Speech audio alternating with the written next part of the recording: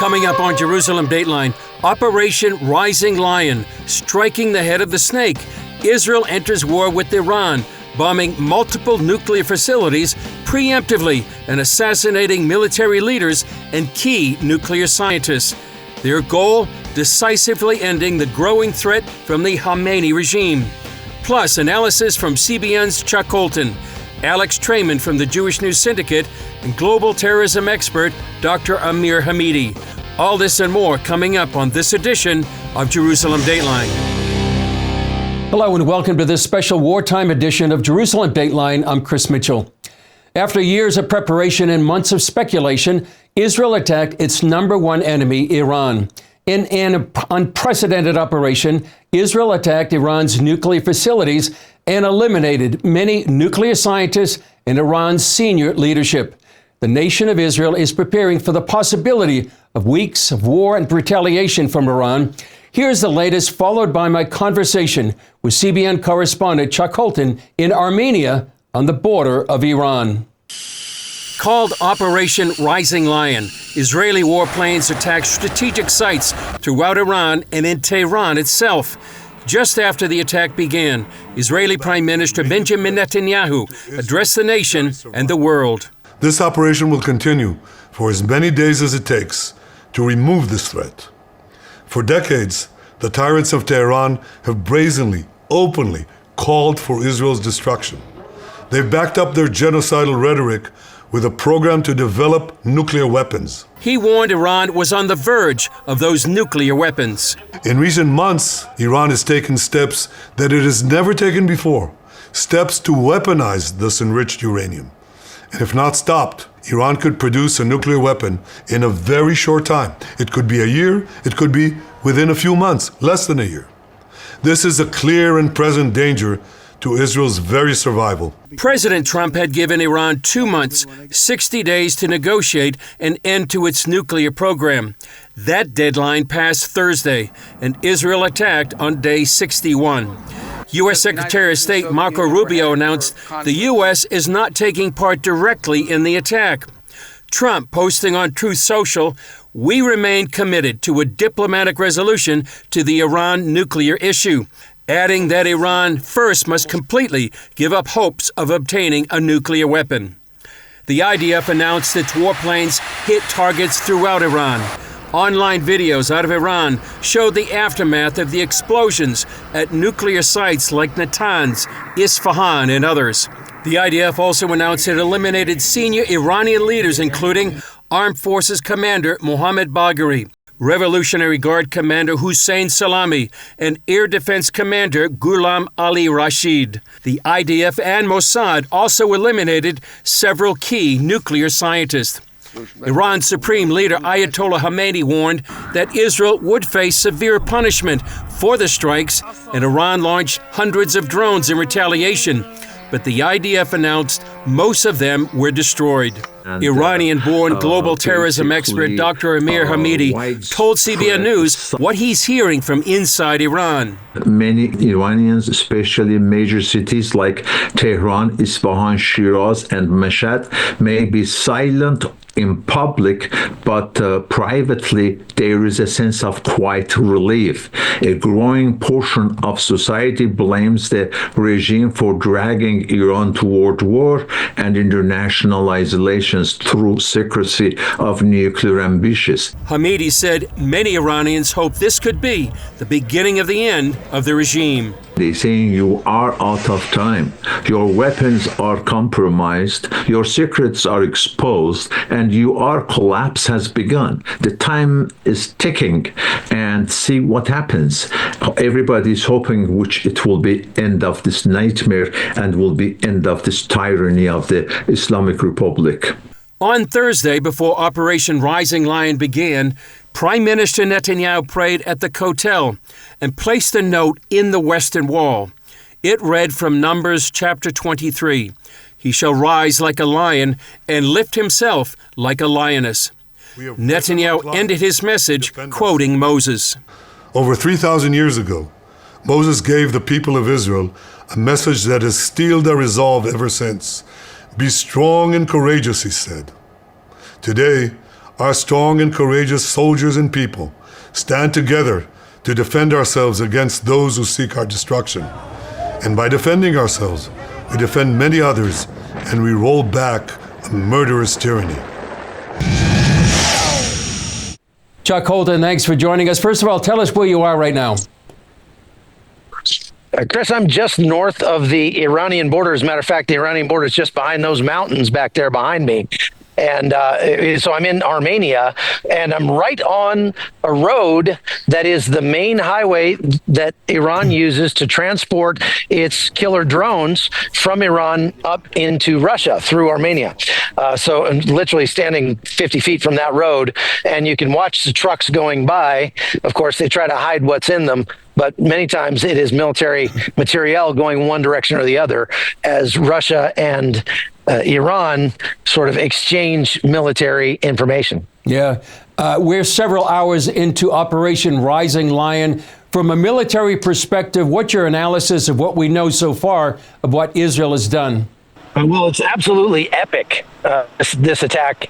It was obviously well thought out, well planned, well executed. They did not rely just on the conventional dropping bombs on different sites, but they had been infiltrating their way into Iran with anti-tank guided missiles, apparently, and killer drones and that sort of thing. For some time, and had been pre-positioning those all around Iran in strategic locations.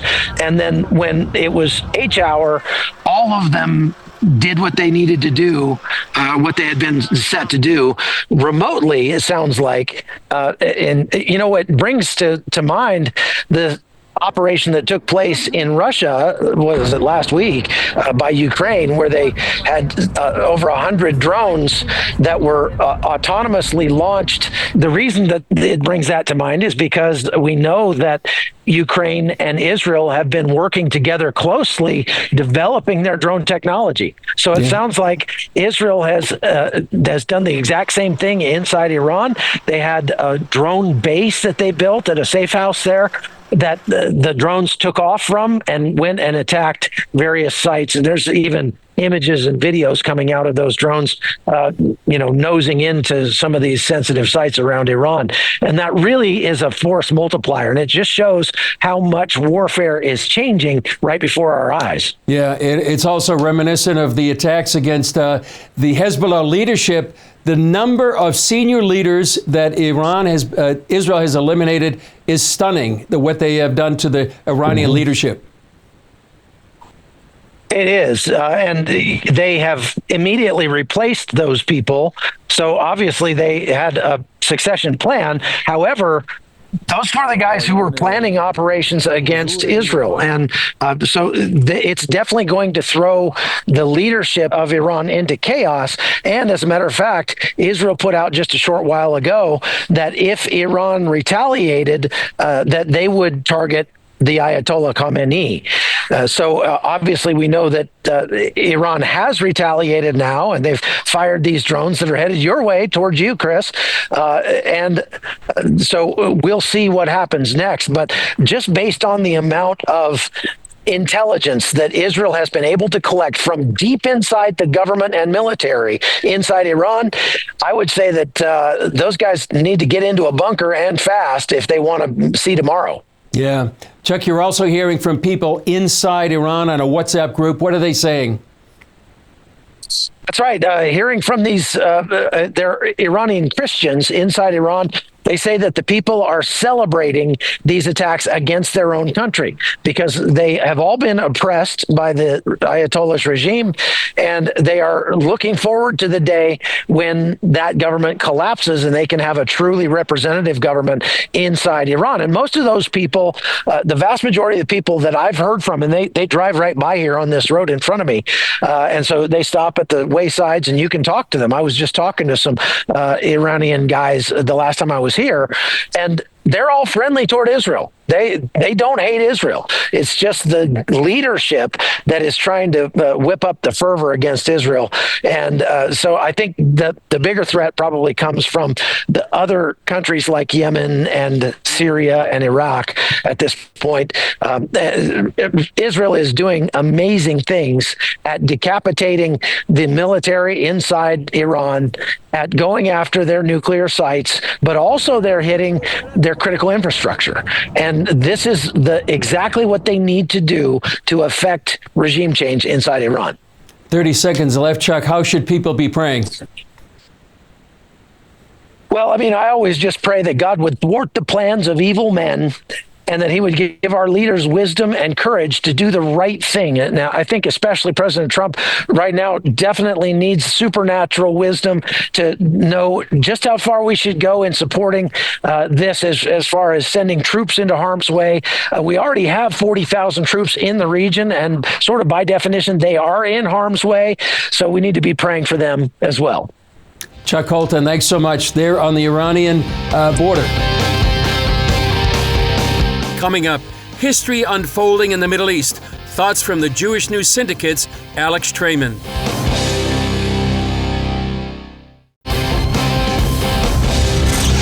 When earth-shaking events happen, we always like to check in with our friends at the Jewish News Syndicate. Our Middle East correspondent Julie Stahl spoke with their Jerusalem bureau chief, Alex Trayman, about the earth-shaking recent events in Iran. Alex, Israelis were awakened in the middle of the night by something that is going to change the Middle East for forever. Can you explain to our viewers the significance of what happened early this morning? Yes, the attack is extraordinarily significant. Israel has finally struck at Iranian nuclear facilities, hitting Natanz, several other nuclear facilities, taking out the top leadership of the Iranian Revolutionary Guard Corps, top members of the Iranian military, top nuclear scientists, taking out whatever remaining air defenses Iran might have, opening up the path for what is likely to be days, if not up to 2 weeks, of fighting in order to remove the Iranian nuclear threat against Israel, an existential threat once and for all. Now, do you think the Iranian people are going to be able to seize this opportunity to rise up and overthrow this Islamic radical regime? This is a golden opportunity for the Iranian people who have been held hostage by their own regime since the Islamic Revolution of 1979. In fact, we've seen already this morning that the Crown Prince of Iran, the son of the former Shah, Reza Pahlavi, has called for mass protests and for the Iranian people to conduct a new revolution and try to overthrow this regime, returning Iran back to its people and back to the community of nations. It's been a long time for them, hasn't it? Oh, it certainly has been, and we've seen that the Iranians have suffered just as much as the rest of the region. But certainly, in the last several years, Iran, as it has continued to develop its illicit nuclear weapons program, has also continued to develop ballistic missiles and fund a whole ring of fire, a group of terror proxies around the region that includes Hezbollah, that includes the Houthis, that includes Hamas. This is a regime, a colonialist regime that has destabilized Iraq, destabilized Syria, destabilized Lebanon, destabilized Yemen, destabilized Gaza, is trying to destabilize Jordan, trying to destabilize the West Bank, or what's called in Israel, Judea and Samaria. They have fired over 300 ballistic missiles and drones at Israel directly since the beginning of this war. And finally, Israel has said that they've had enough, and it looks like they have the backing of the United States to conduct this attack. Okay, now you've mentioned Iran's proxies. So do you think that attacking its nuclear site, is that going to solve or resolve the problem of all these proxies around the world that still want to destroy Israel or the Jewish people? Well, Israel has been filing down Iran's proxies one by one. Hamas right now is force reduced to probably less than 85% of their initial capacity. Same thing with Hezbollah, which was considered to be the most powerful of the Iranian proxies, to the extent now that Israel is not even expecting any response from Lebanon, from Hezbollah in as a result of the strikes on the Iranian nuclear facilities. The Houthis have also been significantly degraded, both by Israel as well as by a 2-month air campaign by the United States in Yemen over the past period. And now Israel taking out the ballistic missiles and the nuclear facilities of Iran. And if you wanted to understand what Iran would do or how powerful they could be if they had a nuclear weapon, all one had to do is look at what they did in the weeks and months before they had a nuclear weapon. If they were operating under a nuclear umbrella, I think they could have done much, much more damage. And Israel was intent to not permit that development to occur. Now, what does this operation say about the capabilities of Israel's Mossad in conjunction with the IDF? Yes, in addition to the airstrikes, the Mossad conducting covert operations inside Iran, it was very clear from the strikes that we've seen, precision strikes on top leadership, sometimes striking the very floor that they might live in a particular building and leaving the rest of the building standing, that the amount of intelligence that Israel had was immense, that Israel has many, many agents and operatives on the ground inside Iran, and obviously would not be able to have this precision attack without significant, very precision intelligence. Alex Trayman, thank you so much for joining us and for your insights. When we come back, the collapse of Iran's military and nuclear capabilities and what it could mean for the people of Iran.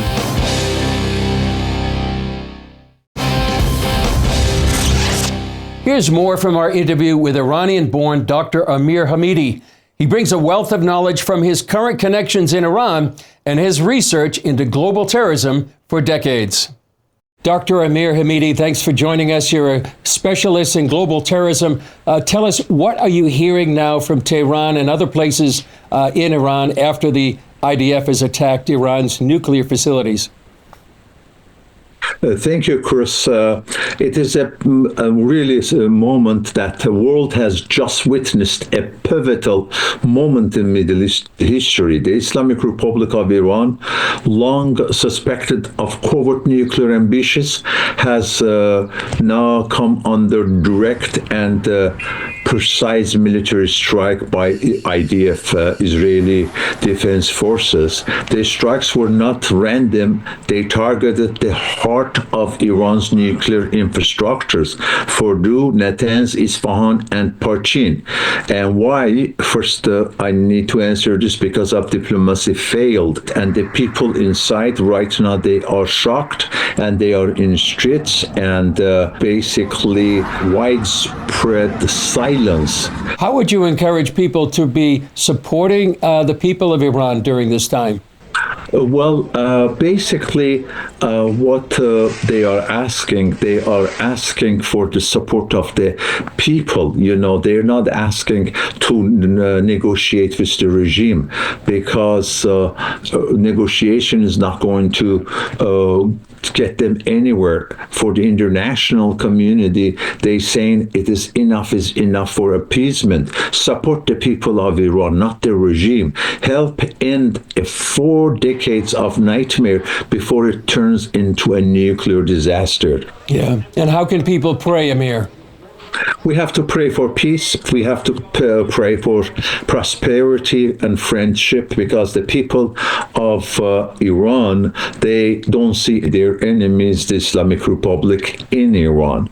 And because they know, they are educated, they are smart, they know the diplomacy failed, and they are asking for the world just stand by the people of Iran. They're not expecting anything else, and they will take their job in their own hand. They will end this tyrannic, brutal regime. Yeah. Amir, we met here several years ago in Jerusalem, and you were advocating for the successor, I guess, of the Abraham Accords would be the Cyrus Accords, that one day Persia and Israel could be friends again. Do you see that possibility on the horizon? Absolutely, because the friendship of Iranians and Israelis goes back to 2,500 years ago. And the people of Iran, they are supporting, we believe it, the Abraham Accord. It is the best accord. But they come, as I compared last time to you, it is a piece, the bird which has two wings. One is Abraham Accord, and other one is to create the balance of the prosperity. It is the Cyrus Accord. Cyrus Accords bring the peace, prosperity, and the best relationship to the region, and will say goodbye to the terrorism and fractions of the Islamic Republic, and the peace will start in the region. Dr. Amir Hamidi, thanks so much for giving us your perspective on one of the main things happening in the world today. Still ahead, analysis from Middle East correspondent Julie Stahl and senior editor John Wagi.